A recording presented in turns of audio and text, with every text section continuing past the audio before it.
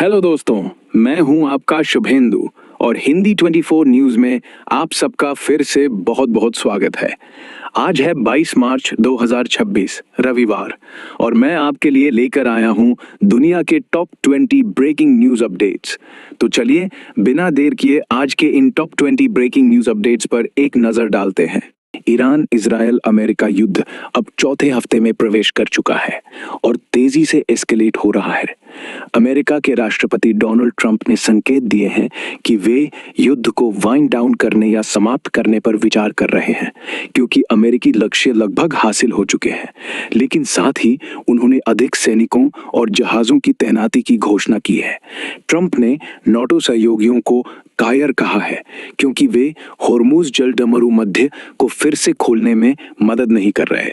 Iran ने दावा किया है कि उसने अमेरिकी ब्रिटिश बेस डिएगो गार्सिया पर 4000 किलोमीटर दूर से मिसाइल हमला किया।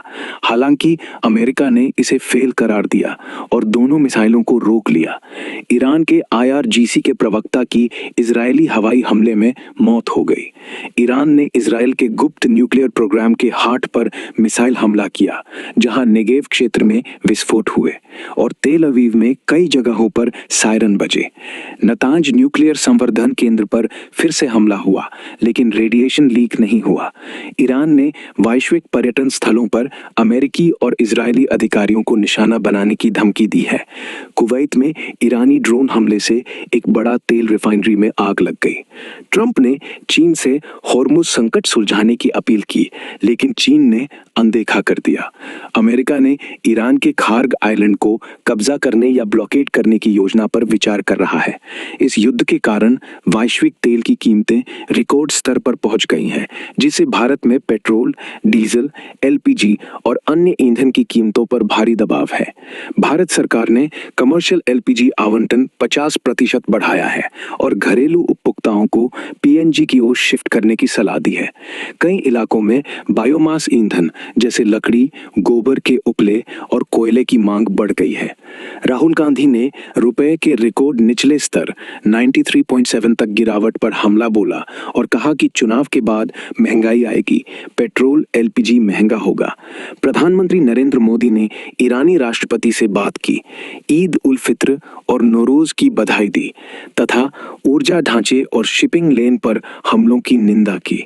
साथ ही समुद्री मार्गों को सुरक्षित रखने की अपील की। पश्चिम बंगाल में ईद उल फित्र के मौके पर ममता बनर्जी ने PM मोदी को असली घुसपैठिया कहा और बीजेपी पर वोटर लिस्ट से मुस्लिम नाम काटने का आरोप लगाया। उन्होंने बंगाल को निशाना बनाने की कोशिश न करने की चेतावनी दी।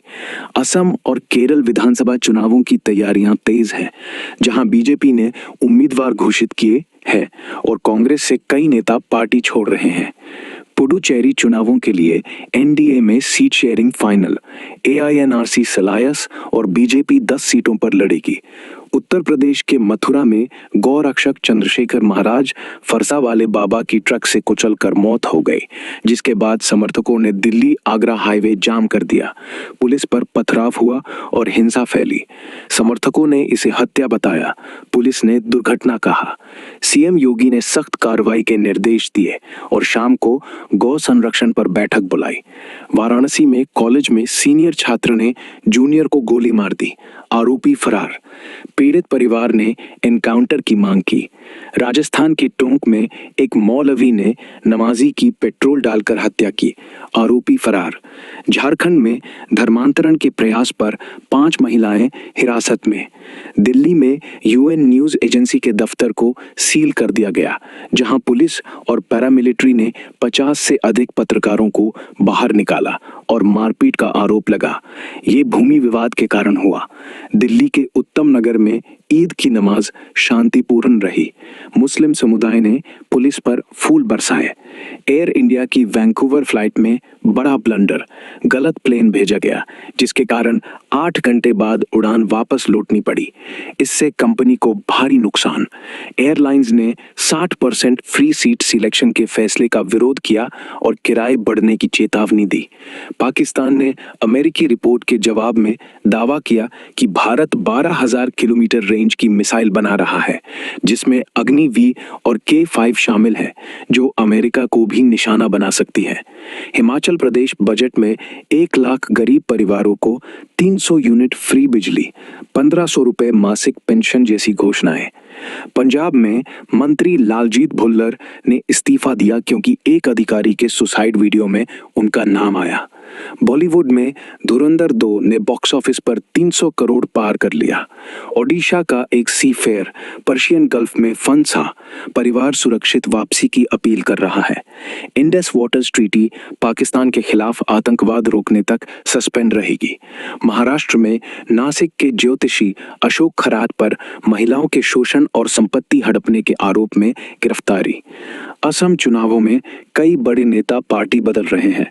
ईद उल फित्र आज मनाई जा रही है, केरल में कल, लेकिन युद्ध के कारण कई जगहों पर सतर्कता बढ़ी हुई है।